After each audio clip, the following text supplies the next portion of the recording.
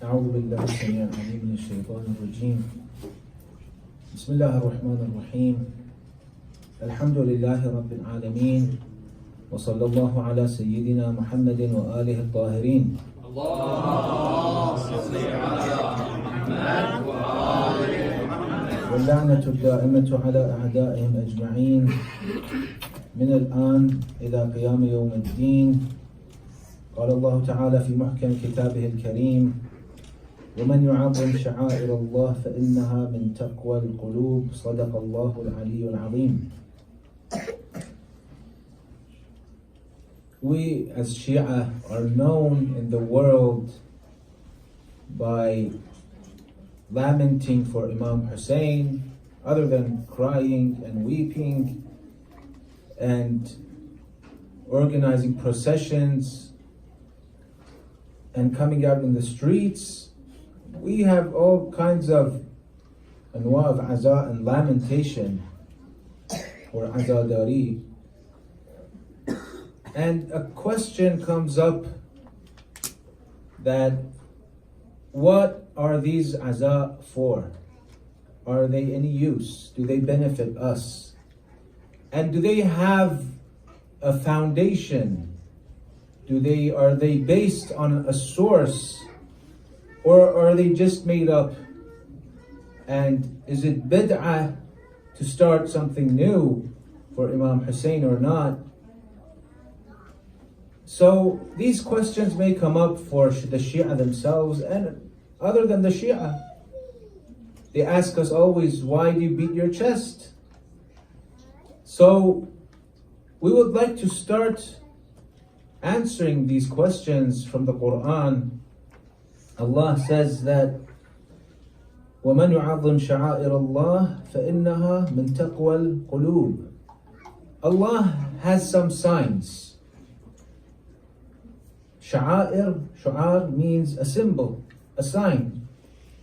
إِنَّ الصَّفَا وَالْمَرْوَةَ مِنْ شَعَائِرِ اللَّهِ. When you go to Hajj, there are two mountains, Safa and Marwa, or there used to be. You can't see them now. I mean, they're not mountains anymore, especially Marwa, right?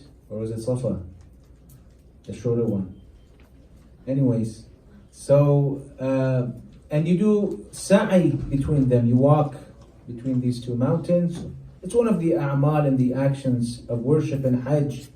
Allah says that these two mountains, Safa and Marwa, are symbols, min sha'a'ir. They are signs of Allah. They remind you, these acts, the Hajj itself, it reminds you of Allah and what He wants from us. Then another verse says, whoever revives the signs of Allah and whoever honors the symbols of God, that is from the piety of the heart. Means their hearts, فَإِنَّ ذَلِكَ مِنْ تَقْوَى الْقُلُوبِ, their hearts are pious. We're muttaqeen. That is a sign of the muttaqeen, to honor the symbols of God, to ihya sha'a'ir, to revive the signs of Allah. But when it comes to ibadah, worshipping, the act of worshipping, they say the ibadat tawqifiyah. They are exclusive. You cannot add anything to them. Like according to our faith, the Shia believe like Salat al-Taraweeh is a bid'ah and it's haram because the ibadat are tawqifiyah. They're exclusive and they cannot be touched in any way or changed. You cannot add any kind of worship or remove any kind of worship. They are just the way that Allah has demanded them to be. So you cannot make up a prayer, a salah, by yourself. Okay, from today, let us pray a new kind of salat and prayer. No, that's not allowed. It's bid'ah. It's an innovation in deen and it's haram. So Amir al-Mu'mineen was telling, when he became Khalifa and the caliph. He saw the Muslims praying Salat Taraweeh, and he was the emperor and the leader. He had power, he had the upper hand. And he said, what are you doing? This is haram. There is no innovation in worshipping in ibadah. They said, wa sunnata Umarah, the sunnah of Umar. You want us to forget this? So the Imam said, okay, go pray, go do whatever you want. I won't prevent you. Go do it. So if it's ibadah, if it's an act of worship, you cannot change or add anything to it. But when it comes to things that remind you of Allah, they are symbols of Allah and they are signs of God, you can add things and make them up. Like for instance, you see what we have done, the Shia, with the Imams and their shrines. We didn't have shrines before. I mean, that is why the Wahhabiyah, they ruined the shrines of the Imams in Baqi', because they said, this is bid'ah. This is an innovation in deen, and we have to stick to this, to whatever the deen brought us, nothing more.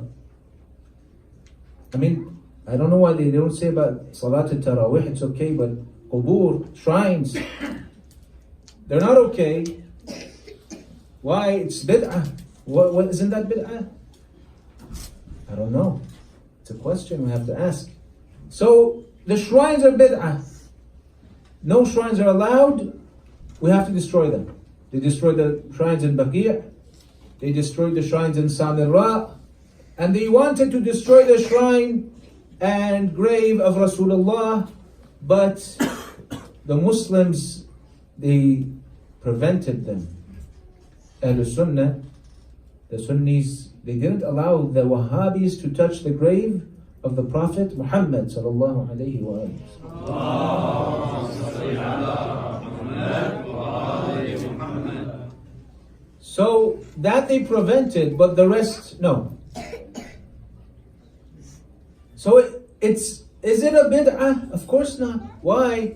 Because these shrines and these minarets and domes and qubab, they remind us of God. Because in there is Waliullah, the representative of God is in that shrine. So when you build a shrine on that grave, you are honoring one of the signs of God. Because the Imams, our Imams and their children, there are signs of God, of Allah, of the Prophet. They remind us. They are symbols.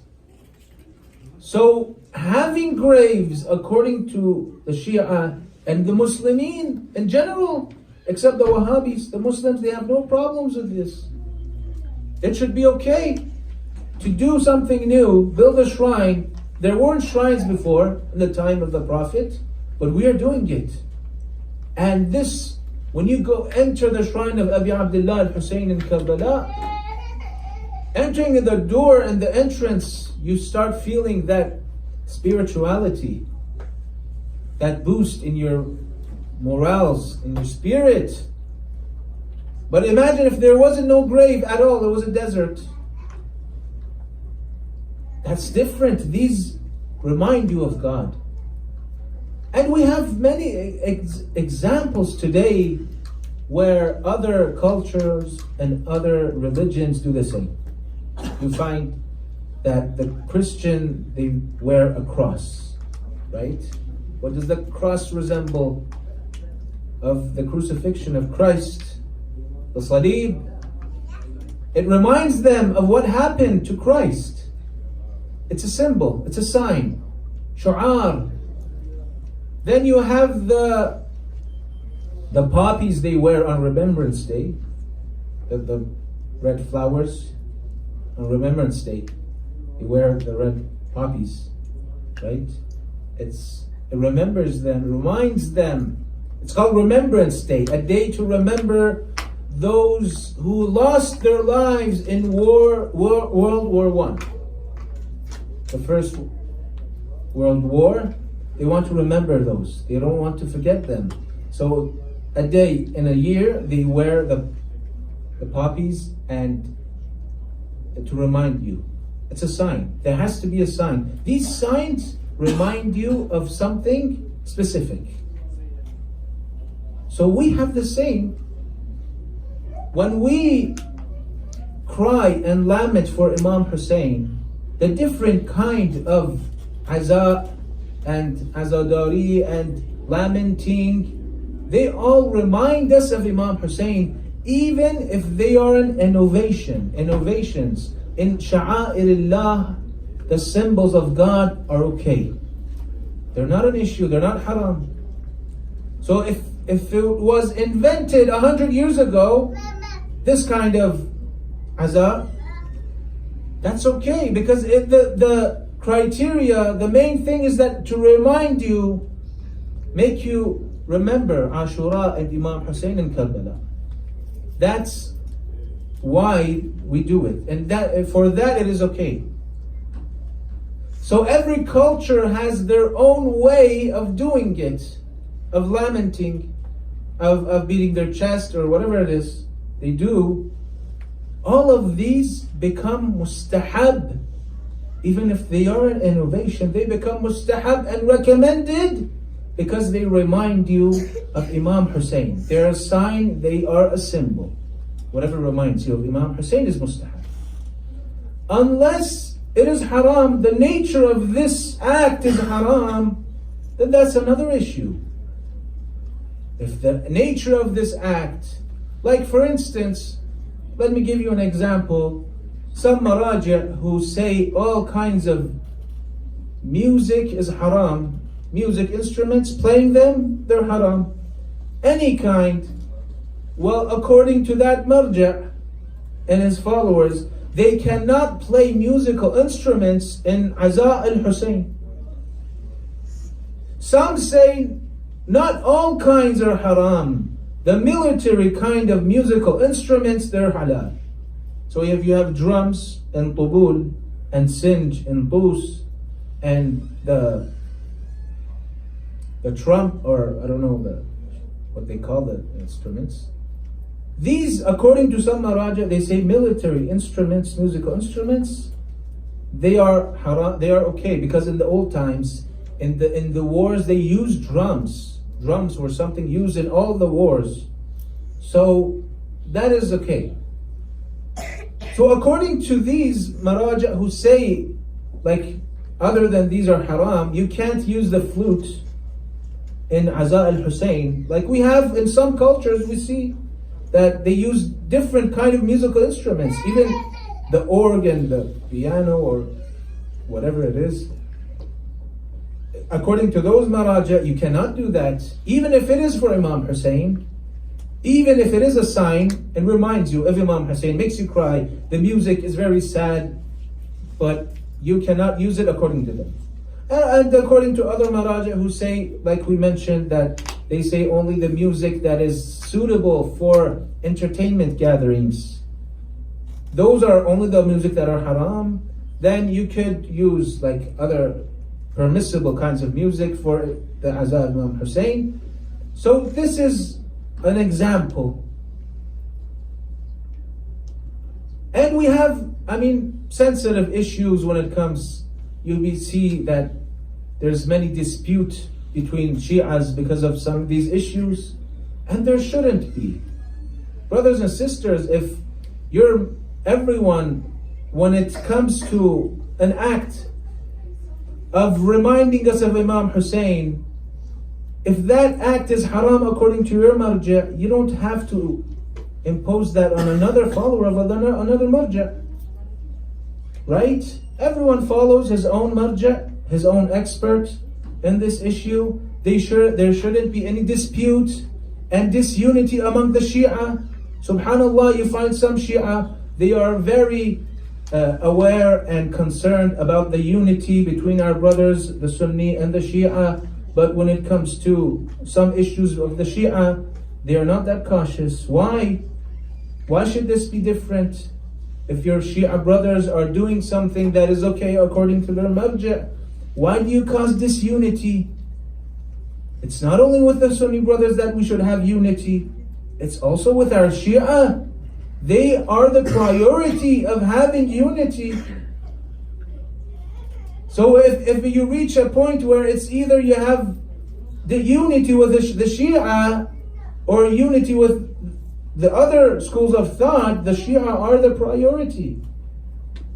So as we encourage to have unity with all the Muslims in the world, Sunni, Shia, whatever they are, we also discourage, first of all, unity amongst the Shia.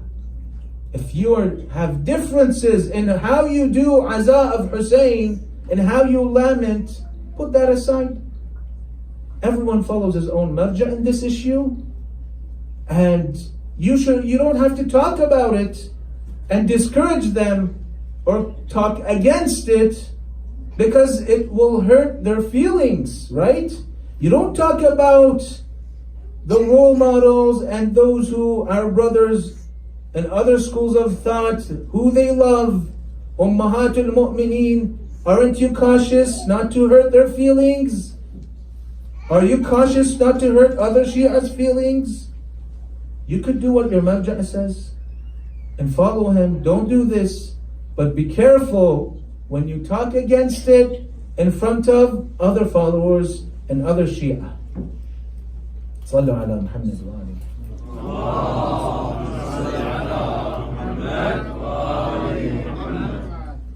I don't want to get into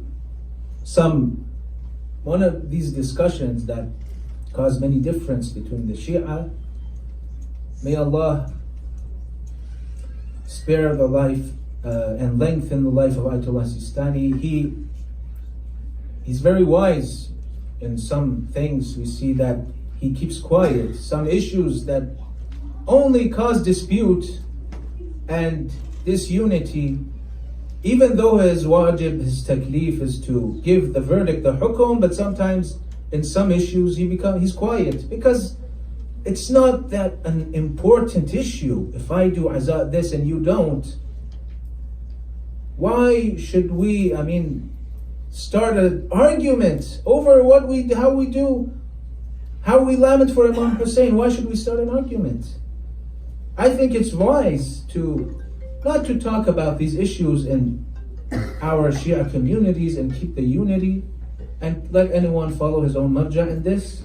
But let me make something clear, brothers and sisters. Sometimes when you want to have an intellectual discussion about these matters, it's okay. You want to talk about the reasons and the wisdom and why you do this. What does it resemble? Is it okay or is it not? Having an intellectual discussion about what you do, how your culture does for Imam Hussain, those lamentations, it's okay. And you find that some not knowing bring reasons. You know why that's not okay? Because it harms your body. You're harming yourself. And if you harm yourself according to Islam, it's haram harming yourself. Or that's bid'ah, that's an innovation. The Imams wouldn't do that. If you want to talk about these, you have to talk intellectually. You have to study, you have to know what are the rules behind these hukum and ahkam. If you say this is bid'ah and this is bid'ah, this is haram because the Imam didn't do this, the Imam didn't beat his chest, so it's haram, it's bid'ah. We should only cry because the Imams would cry. Well, you're talking like the Wahhabis, Habibi. The Wahhabis are talking like that. This is bid'ah. There wasn't at the time of the Prophet. No. If your marja' says it's not okay, look what is the reason. Maybe he says it's not okay because it's not good for how the Shia are shown. Like, it's not okay to do it in front of other people. that would make fun of us. I mean, they have their own reasons. They has to know what is the reason when you want to discuss these issues. Don't bring up issues from your pocket and out of your own.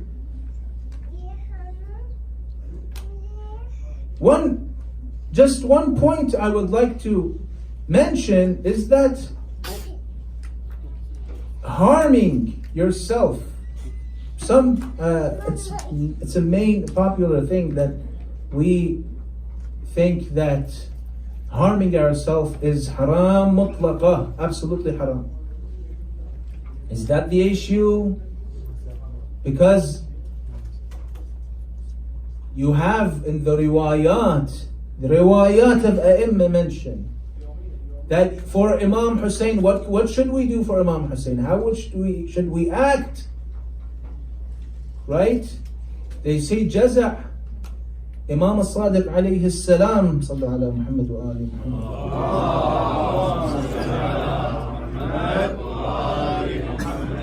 He says, kullul jaza' makruh. Any kind of jaza' mean being overwhelmed and not being calm and hitting yourself in a tragedy. You know, when a tragedy happens, a musibah, you would do crazy things. Going crazy, one of the examples of jaza' is going crazy and hitting yourself, and those things, they're makruh. They're not recommended at all. If your father passes away, God forbid, or a child, God forbid, passes away and dies, you would see a mother like pulling her hair, scratching her face, doing crazy things. That's called jaza'. The Imam says, kullul jaza' makruh. All kinds of jaza' and impatience. Jaza' is the opposite of patience, being patient. Sabr. Kullul jaza' makruh. ما عدا الجزع على الحسين عليه السلام. Only jaza' for Hussain is okay. To go crazy for Imam Hussain. What is jaza'? Imam Baqir alayhi salam says, jaza' for Imam Hussain. What does jaza' mean? Jaza' means to shout, scream. Sallallahu alayhi wa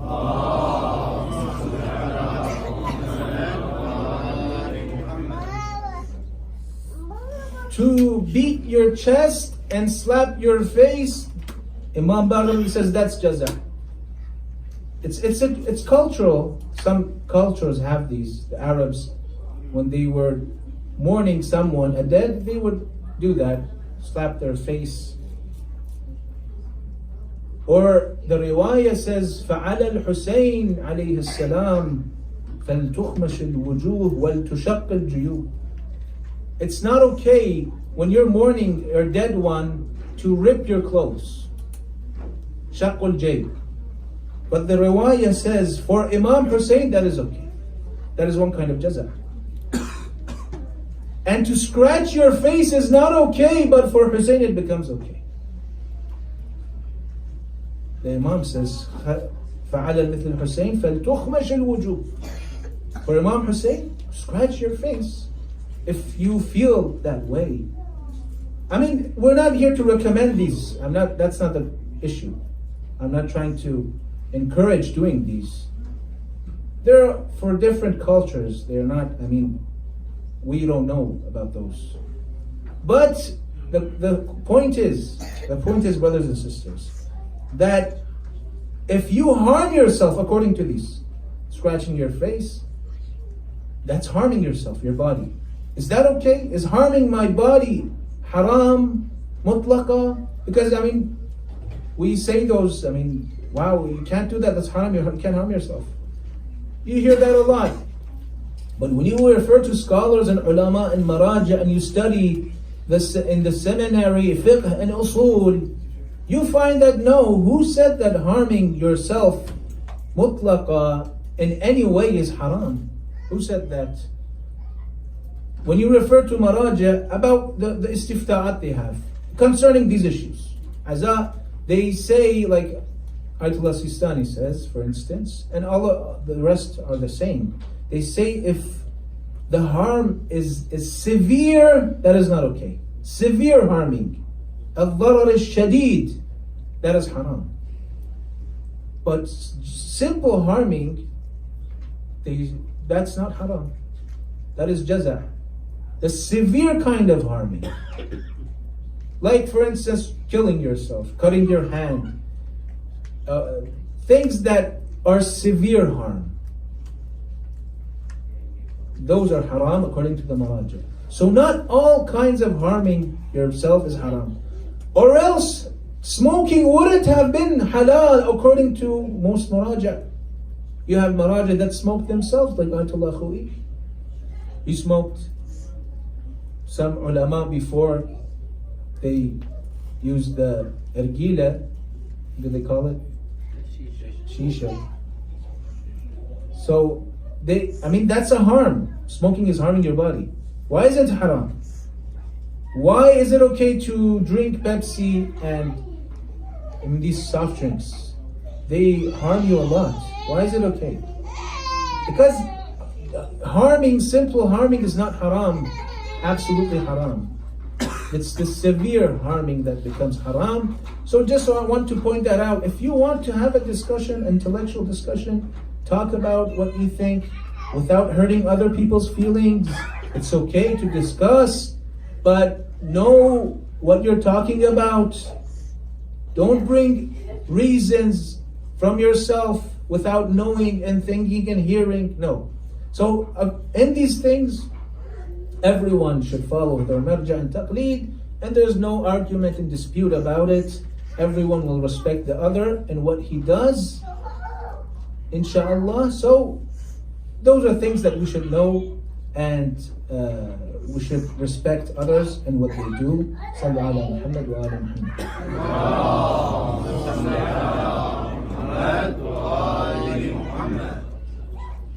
Then you have people, unfortunately, youth, that all they know is to do lakum and do other kinds of aza and azadari and processions, but you don't find them listening to lectures, the intellectual stuff, to think and ponder about the goal of Imam Hussain, his lessons, the lessons we learn from the tragedy of Karbala of Imam Hussain. What was his goal? Why did he sacrifice himself? That's a problem we see in some youth.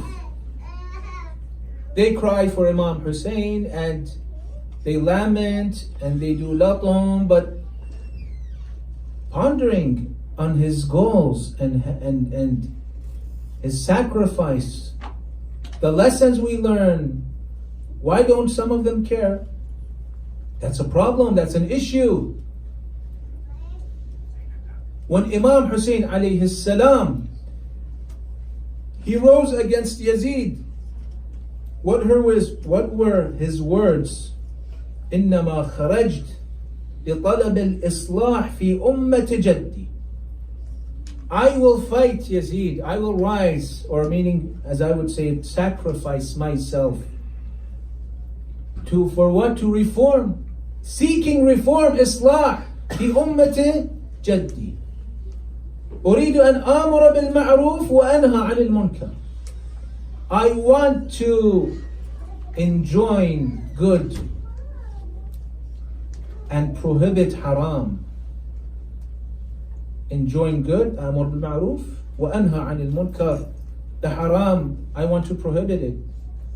These were the goals of Imam Hussain, brothers and sisters. Imam al-Sadiq alayhi salam says, Sallallahu alayhi Muhammad.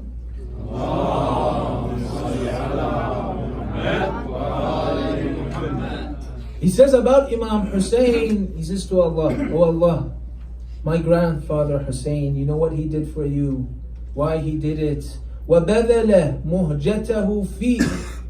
Oh Allah, he gave the blood of his heart for your sake. Why? لِيَسْتَنْقِذَ عِبَادَكَ مِنَ الْجَهَالَةِ وَحَيْرَةَ الضَّلَالَةِ. To guide your people, your ibad, your servants, to guide them and bring them into the light. Those that have gone astray, those that are deceived, He wants to guide them. So these are the goals and aims of Imam Hussain. That is why he sacrificed himself. When you are reviving Imam Hussain, you know what Imam Hussain said on the day of Ashura? هَلْ مِن نَاصِرٍ يَنْصُرَنِي? Is there anyone to help me? When he says that call wasn't for just for that day. It is for today, right? Today he wants us to aid him. How? What were his goals? Islah, al-amr bil ma'ruf and nahi anil munkar. He wanted reform. These were his aims, and he asked for help. For these goals, he wants us to help him, not for himself. He doesn't need our help. When he says what he said, he said it for us, right? Doesn't Allah say, "In tansurullah yansurkum wa yuthabbit aqdamakum"? If you help Allah and come to Allah's aid, He will help you and He will aid you. Does Allah need our help? Nusra, help. Allah says in the Quran, "In tansurullah yansurkum." If you help God, He will help you. He doesn't need our help. So why does Imam Hussain call? هَلْ مِن نَاصِرٍ يَنْصُرُنِي? He doesn't need our help right now. But it is for our own good. Allah says, "Help me, in tansurullah, help me, I will help you." He's saying it for you. He's saying it for your own good. So is Imam Hussain. When we say Imam Hussain needs our help today, it's for our own good. What did he want? Islah. The first thing, Habibi, is to reform yourself and your family. قُوا أَنفُسَكُمْ وَأَهْلِيكُمْ نَارًا. Save yourself from the hellfire. Save your family from the hellfire. أَصْلِحُوا أَنفُسَكُمْ. This is what Imam Hussain wants.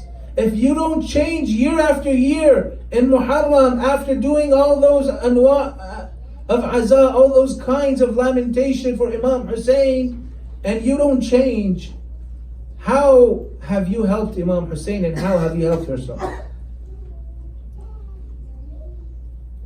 Because doing these, they have the same effect. They guide, right? Doing the aza and crying for Imam Hussain.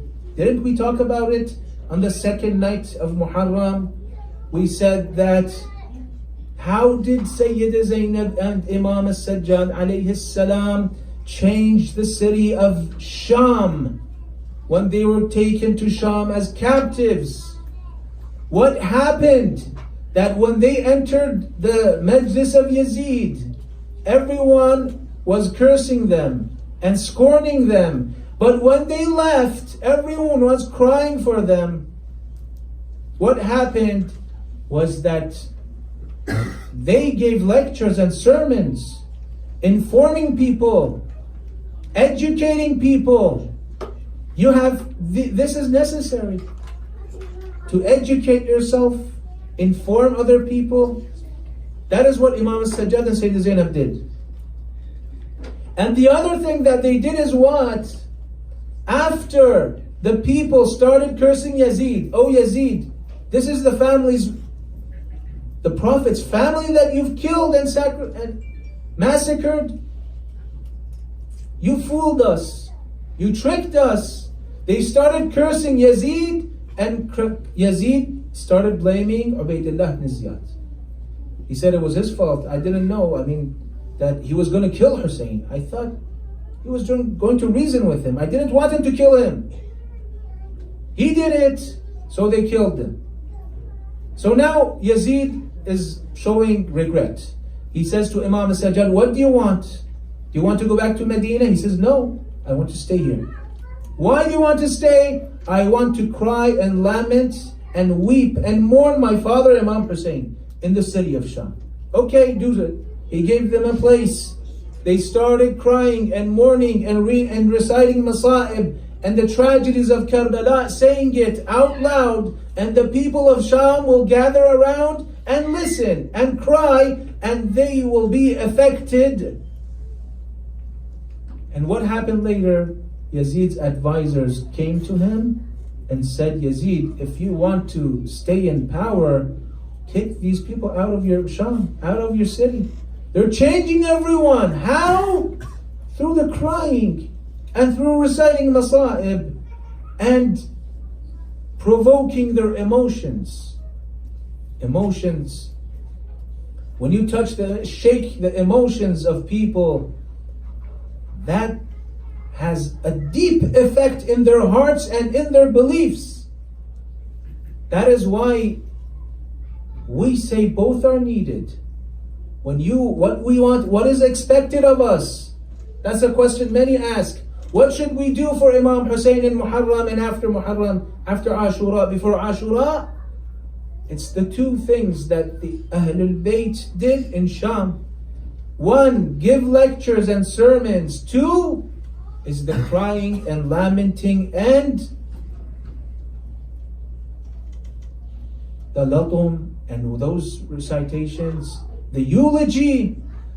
Those are what Ahlul Bayt used to do in Sham. They would recite eulogies and cry and beat their chests and their faces, and that was what was changing the people of Sham. That had a deep effect in their hearts. It worked. That is why they told Yazid, don't let them remain in Sham. They didn't want to go back. They were strangers in Sham. They had all these bad memories of Sham, but they wanted to stay because this was effective. They were done with the lectures. What remained was the aza and musa'ib and latum and lamentation. That was the thing that was working. So when you do these, brothers and sisters, it has the most deepest affections because you're targeting the emotions, and through that you target the belief and the intellect. It has a deep effect. Both are needed. You have people that only do that, only do the latum and the other kinds of aza and mawakib, but they don't listen. What are the lessons of Imam Hussain? It's imma ifrat or tafreed. I mean, they don't want to think about Imam Hussain, what were his goals and how to change themselves. They don't think about changing. You have to change, because what we are doing, what is the goal? What is our aim and intention? Is that we want to do what Sayyida Zainab and Imam al-Sajjad did in Sham. We want this kind of aza and crying and lamenting and latum to have an effect on others, sometimes, and most importantly, on ourselves. Those people here, we're not talking about people in the street. What we do here, they don't understand. We don't do everything for the strangers and non-Muslims and non-Shia. They won't understand. We do it for ourselves here in the center. This has an effect on ourselves. First of all, then we could think about how to change them, because they were changing others the way that was suitable in Sham. It was changing the people of Sham. When you want to have an effect and introduce Imam Hussain to the people in the United States and America, it has to be in its own way. But that's not all we do. We have our own self. We have to revive Ashura every year for ourselves, in our family, in our children. We need that every year. It has to be repeated every year. So we do that in order to accomplish what the Sabaya and the captives accomplished in Sham, and what they accomplished in Medina afterwards when they went to Medina. We want to do that. But it shouldn't be only the emotional part, brothers and sisters. Emotions are not enough. You need the intellect also. You need the awareness. That is also needed. It's not about emotions only. Both are needed. And you have other people on the other side. I said it's imma ifratun or tafriq. They say, why are you counting the wounds of Hussain for us?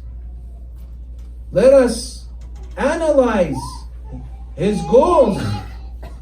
We don't need you to cry for him. Imam Hussain doesn't want your tears. I mean, that's okay when you want to emphasize on the intellectual part of the duty of Imam Hussain. Sometimes that is needed. Sometimes it's needed to say Imam Hussain doesn't need your tears because people aren't aware that it's not only the emotional things, their intellectual aspect also. But sometimes people they don't understand. They really mean it when they say Imam Hussain doesn't want you to cry for him. Why do you count his wounds? Just analyze Karbala, see what he wanted, accomplish his mission. That's not enough too. That will not suffice. Just analyzing Karbala and learning about Imam Hussain, what were his goals, trying to accomplish them, studying Imam Hussain in that way. No, the emotional aspect is necessary, brothers and sisters. Why is it necessary? Because, let me give you an example. Rumi, the famous poet, Maulana Rumi, he has a poem. He says in that poem that a man slapped another on the neck, behind the neck, very hard, and it made a loud sound. And he was proud. Wow, mashallah, what a sound. He slapped him on behind his neck.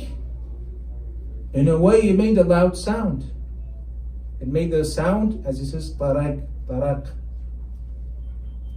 So he said to him, he was burning, and he said to him, did you hear that sound? And he looks at him. I mean, I'm trying to exaggerate. He said, did you hear that sound? He said, he looks at him and rubbing his neck and says, I have a question. Was that sound from my hand or was it from your neck? That's a good question. What do you think? And he's rubbing his neck and looking at this guy fiercely. He's asking, was the sound from my hand or from your neck? The guy tells him, I'm burning here. I'm in pain and agony, and you want me to explain and think, is the sound from your hand or from my neck? What kind of question is this? When you come to Imam Hussain alayhi salam, إن لقتل الحسين حرارة في قلوب المؤمنين. There is a fire, a passion in our hearts.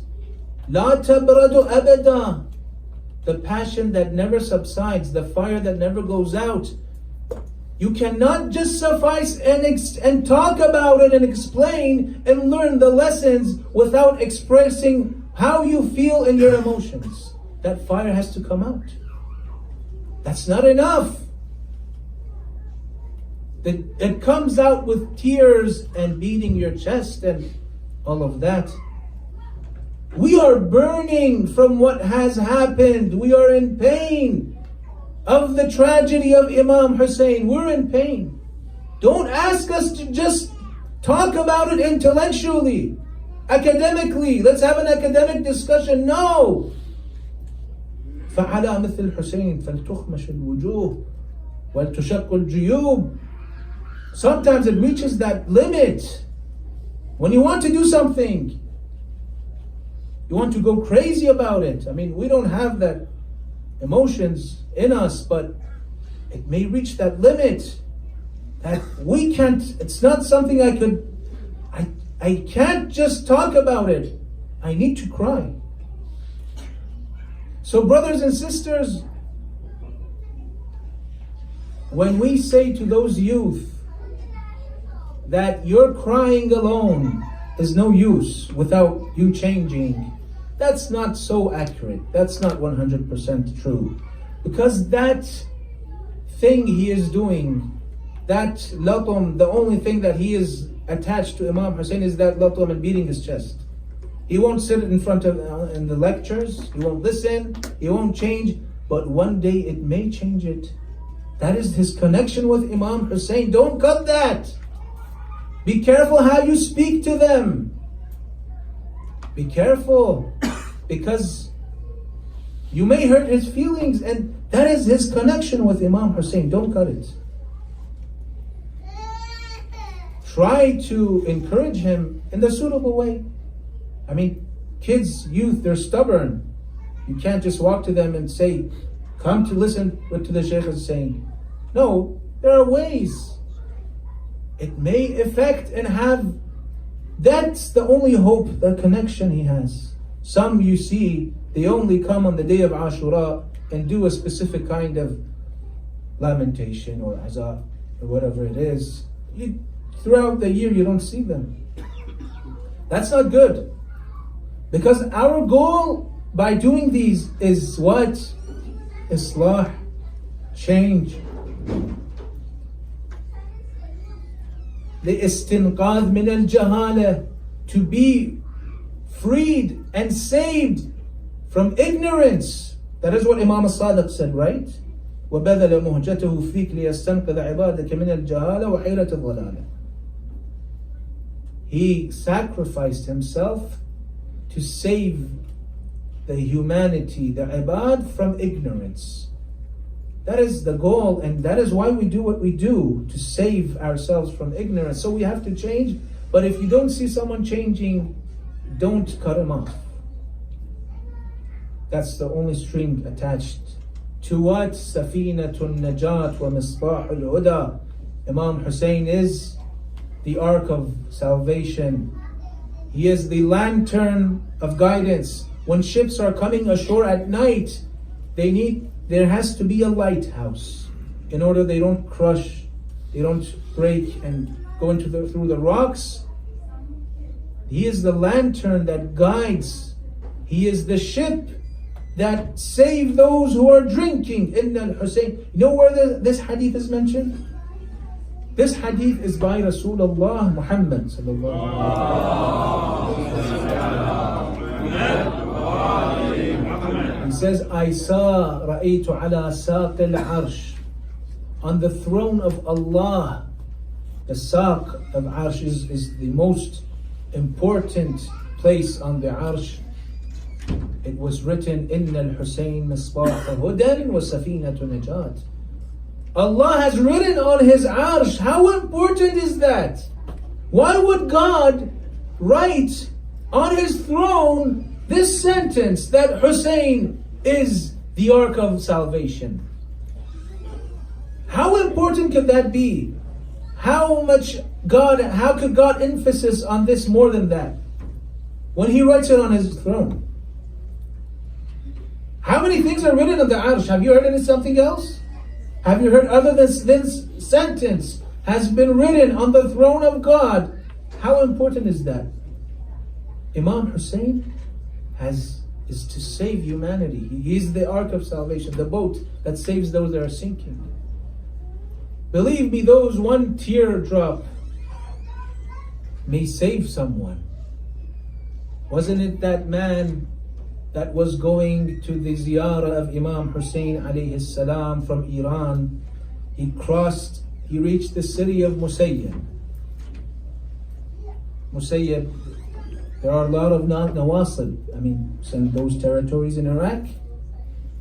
Nawasib, those who have enmity towards Ahlul Bayt alayhim salam. Or those they don't have enmity, but they don't have that love. And when they might see the lovers of Imam Hussain, those who visit Imam Hussain, they make fun of them. They might do that, some people. Today it doesn't happen. But in the old times, there was this man from Iran going to Imam Hussain, and there was a farmer that wasn't Shia from the Shia. He saw him walking with no vehicle, no horse, no animal, and with his barefoot, no shoes. So he laughed at him. He said, "Where have you come from? What are you doing? Why don't you have any shoes?" And he started making fun of him. It broke this man's heart. This Iranian guy, his heart was broken. He said, "I am doing this for thawab and ajr and for Imam Hussain, and this guy is making fun of me. Oh Allah, I am doing it for your beloved Hussain, and he's making fun of me. How can you accept this?" So his heart was broken, and he said to him, "You know what? Before I go to Karbala, I'll go to Najaf, to Amir al-Mu'mineen Ali ibn Abi Talib, and I will go to him and I will pray against you. And I want to return from this path and see what Allah and Imam Ali has done to you. And I will see it for sure because you broke my heart. I'm going to Ali ibn Abi Talib and I will do ad'u alayk. I will pray against you so Allah will send His adab on you, His torment. And I am sure that I will see it right away when I come back, and I will come and see what happened to you." So the guy laughed at him and he said, "Go do whatever you want. I will stay here and I'll be waiting for you when you come back." So the Iranian goes to Najaf, and a few days passes, and the Sunni guy in Musayyib, he's waiting for him. He comes and he sees them. "Oh, you've returned, and I'm still here. Nothing happened. What did Ali do? Didn't he say anything to you? I mean, you see I'm safe and sound." So he started making fun of him. And the guy looked at him and he said, "I did go to Najaf and I did pray against you and ask that He shows me your penalty and He rewards you right away. But you know what happened? That night I slept and I saw in my dream Amir al-Mu'mineen telling to me, 'Oh, beloved Shi'i of mine, I cannot grant you your wish.'" He said, "Why, Ya Amir al-Mu'mineen? He's a Nasibi, he hates us, he's making fun of us. Why? What has he done?" He says, "This man one day was sitting beside the river of Furat, and he said to himself, 'This much water, so many water, why didn't they give a drop of it to Hussain, the grandson of the Prophet Muhammad?' And one teardrop came down from his eyes, and because of that, I cannot grant you your wish. I cannot give you what you want. We owe him for that tear, the drop of tear he cried for Hussain, we owe him. I cannot grant you your wish." So the Sunni in Musayyib, he said, "How did you know this? No one except God Himself knew that on that day I cried for Imam Hussain once in my life. No one knew this. Who told you? How did you find out?" He said, "It's in the dream, Imam Ali told me." So the man starts to cry, and he becomes a follower of Ahlul Bayt alayhimus salam.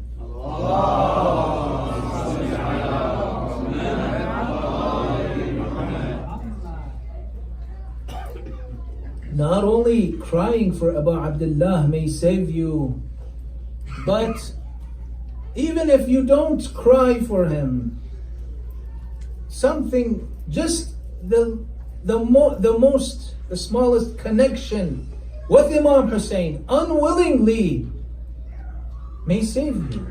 The smallest connection with Abu Abdullah, even if you didn't intend to do that for Imam Hussain, it may save you, because Allah has written on the throne, Hussain is the ark of salvation. He will save people, even those that don't want to be saved. I mean, they have to have a good heart, some of them. I mean, not all deserve to be saved, right? But there are some that have good hearts. They have done good deeds. They were good to their parents, and their parents have prayed for them. And Imam Hussain, he will save some of those. Like the famous poet called the Khali'i al-Musili. His story is famous, maybe you've heard of it. For those who haven't, Jamaluddin al-Khali'i al-Musili was a famous poet. He was from Mosul. His father was the governor, the mayor of Mosul. And he was Nasibi. He hated Ahlul Bayt. And so did his wife. But subhanallah, Allah didn't give them a son. They couldn't bear a son for many years until his wife made another vow, an oath to Allah. And she said, "Oh Allah, if you give me a son, then I will send him to kill the visitors and Zawar of Abi Abdullah al-Hussain and loot them and steal their belongings." And subhanallah, Allah grants her her wish. Right away, she has a boy. And the boy becomes old enough, he becomes of age. And she says to him, "You know, before you were born, I made this vow and oath. And I asked Allah that if you are born and He gives you to me, I will send you to kill the Zawar of Imam Hussain alayhi salam. So I want you to do this." He said, "Okay, mother, I will obey. Whatever you say." He comes to the same city we're talking about, Musayyib, the same city that incident occurred. He comes to Musayyib.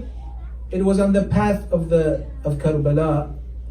And the Zawar from Syria and Jabal Amil in Lebanon, they would come from the path of Mosul and Musayyib towards Karbala.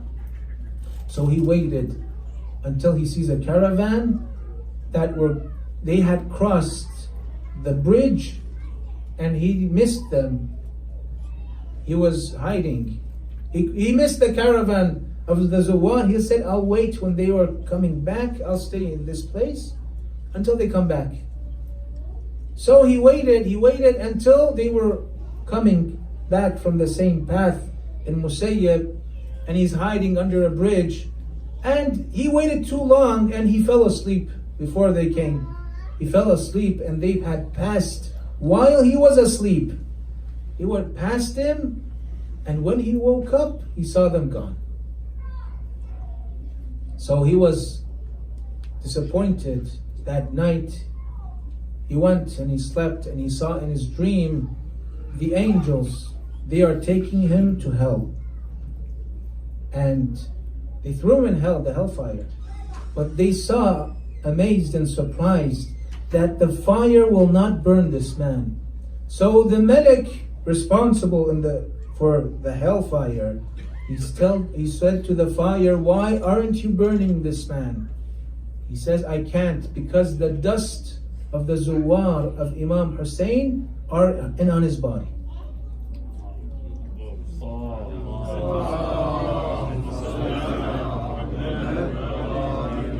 He said, "Take him and wash the dust off. This man has to be burned in hell." They go and wash him and throw him in the fire again, and the fire doesn't burn him. And they ask, "Why aren't you burning him this time? We washed the dust off his body." The fire says to the angel that the dust has gone into his lungs. When he breathed, the Zawar were passing by on the bridge, and he was under, the dust has gone into his lungs when he breathed, and I cannot burn him. So he wakes up. He wakes up and he recites the poem, the famous poem that says, إِذَا شِئْتَ النَّجَاةِ فَزُرْ حُسَيْنًا. If you want to be saved, visit Hussain. لِكَيْ تَلْقَ الْإِلَهَ قَرِيرَ عَيْنِي. So you could meet Allah and be proud. فَإِنَّ النَّارَ لَيْسَ تَمُسُّ جِسْمًا عَلَيْهِ غُبَارُ زُوَارُ الْحُسَيْنِ. Because the hellfire will not burn a body that the dust of Zawar of Hussain have settled on that body. The fire will not burn it. a very small connection. Only the dust of zawar has come on his body, and the fire does not burn this man. Of course, this is an excuse to guide him to the right path. Even if he wasn't coming and he didn't know, Imam Hussain is Safinatul Najat wa Misbahul Huda. So, my time has run out. Tonight is Laylatul Ashir, the night, the eve of Ashura. And Alam al-Majlisi says that on this night, I saw my mistress Fatimat al-Zahra Salamullahi alayha in my dream. And she said to me, Allama, I want you to recite the Musibat of Wida'. When Imam Hussain comes, after all his companions are killed, he comes to bid farewell his family, and he calls out, Ya Zainab, Ya Sukaina, wa Ya Kulthum, alaykunna minni al-wada'u salam. O sisters, O daughters. He named them one by one. He said, I've bid you farewell. And they came running out of the tents. 84, some say, women and children surrounded the Imam. Allahu Akbar. Some of them were grabbing the Imam's hand. Some of them were grabbing the Imam's clothes. Some were holding his shirt, and some were holding him by the neck. All of them were attached to Abi Abdullah. They couldn't let go of Imam Hussain.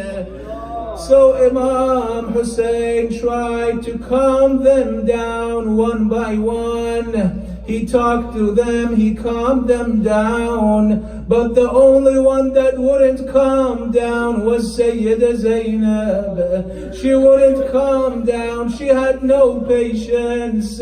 She said to Hussain, I will not let you go. I won't let go of you, Ya Abu Abdullah. She was holding to Hussain and nothing could calm her down. So what should Abu Abdullah do? This is Zainab al-Masa'ib. She will see tragedies and masa'ib. It hasn't begun yet. It's going to start from now. And he sees his sister impatient. She has no sabr. What should the Imam do? فَأَشَارَ إِلَىٰ قَلْبِهَا. He pointed his finger at the heart of Zainab. I don't know what he said or what he did, but suddenly they saw Zainab calming down. She said, oh brother, if you want to go, go. If you have to leave, leave. I will be patient, oh brother. So Imam al-Hussain, he rode his horse going towards the battlefield. But suddenly he heard the voice calling out, Mahlan, Mahlan, Ya ibn al-Zahra. Mahlan, Mahlan, Ya ibn al-Zahra. Imam, when hearing the name of his mother Fatima, he returned back to Zainab and said, what is it, sister? What do you want? Why have you called me by my mother's name? He said, oh Abu Abdullah, my mother Fatima, the day she was passing away, she said something to me. She has a will. I have to perform her wish. What is it, sister Zainab? She said, Hussain, come down from your horse. He came down. She said, open your chest, Ya Hussain. So the Imam opened his shirt, and Zainab, she kissed him on the chest. Then she kissed him on his neck. Then she head towards Medina. Ummah. أديت الأمانة. Oh mother, I have granted your wish. I have fulfilled your will. Imam Hussain turns to Zainab and says, sister, what is the will of my mother? What did she ask you? She said to him, on this last day, she said to me, O Zainab, a day will come when your brother will Hussain in Karbala in Ashura, he will come bid farewell, and the last time you will see him, he will ask for a ripped shirt. When he said to her, Itini bithawbin atiq, he will ask for that shirt, and when he asks for it, I want you to kiss him on the neck and kiss him on his chest, because the horses, they will trample on his chest, and the sword of Shamar will be on his throat.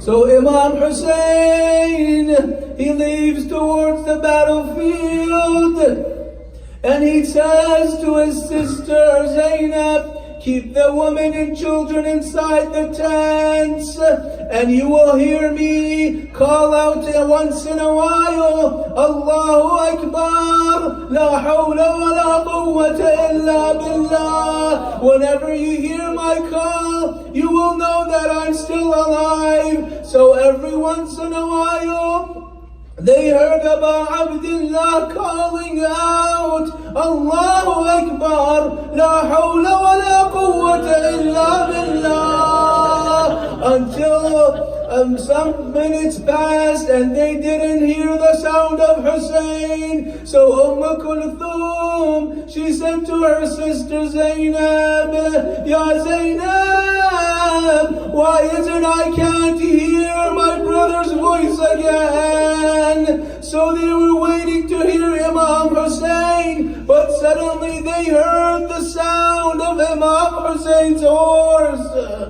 The Imam, Sahib al-Amr wal-Zaman, describes the horse of Hussain returning back to the tents after his rider had fell on the ground. The horse, he wipes his hair on the blood of Hussain, and he goes towards the tent to tell them what has happened.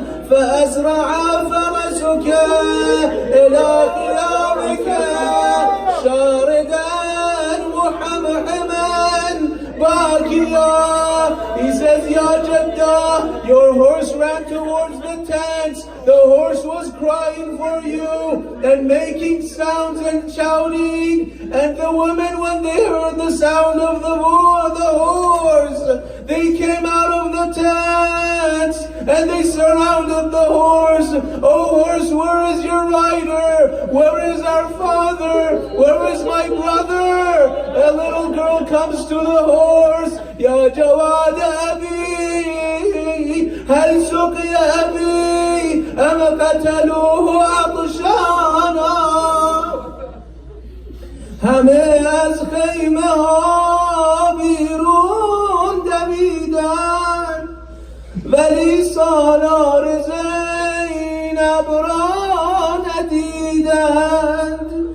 یکی گوید فرس بابای ما کو، یکی گوید فرس مولای ما کو. Then the Imam Zaman says in Ziyaratun Nahiyah that the horse was trying to tell the women and children something. He was trying to take them where Hussain was. He says, وَإِلَى مَسْرَعِكَ مُبَادِرَاتٍ. He took them, the women and children, he said to them, trying to convince them, follow me, follow my path. So they ran behind the horse, and Dhul Janah took them to where Hussain was. What did they see? Imam Zaman says, they saw وَالشِّمْرُ جَالِسٌ عَلَى صَدْرِهِ. They saw Shem sitting on the the chest of Hussain. Sayyida Zainab, what did Zainab do? She said she looked towards Umar ibn Sa'd. She said, وَيْحَكْ يَا عُمَرْ أَيُقْتَلُ أَبُو عَبْدِ اللَّهِ وَأَنْتَ تَنْظُرُ إِلَيْهِ. She called out to the man, أَمَا فِيكُمْ Muslim? Is there no Muslim again amongst you? Are you watching Hussain being killed? Then she said, what did she do? She looked towards Medina, to the grave of her grandfather Rasulullah. That's the only thing she could do. She called, Wa Muhammadan, Salla alayka malik as-sama. هذا حسين مرمل بالدماء مقطع الأعضاء مسلوب العمامة والرداء. پس با زبان پرگله آن بضعة الرسول رو در مدینه کرد که یا ایها الرسول، این کشته فتاده به هامون حسین توست، وین سید دست و پا زده در خون حسین توست. الا لعنة الله على القوم الظالمين وسيعلم الذين ظلموا آل محمد أي منقلب ينقلبون والعاقبة للمتقين. اللهم اقضي حوائج المحتاجين وأدي دين المديونين. اللهم ارحم موتانا. اللهم عجل لوليك الفرج واجعلنا من أنصاره وأعوانه والمنتفذين لأوامره. إلى أرواح المؤمنين والمؤمنات. الفاتحة مع الصلاة. اللهم صل على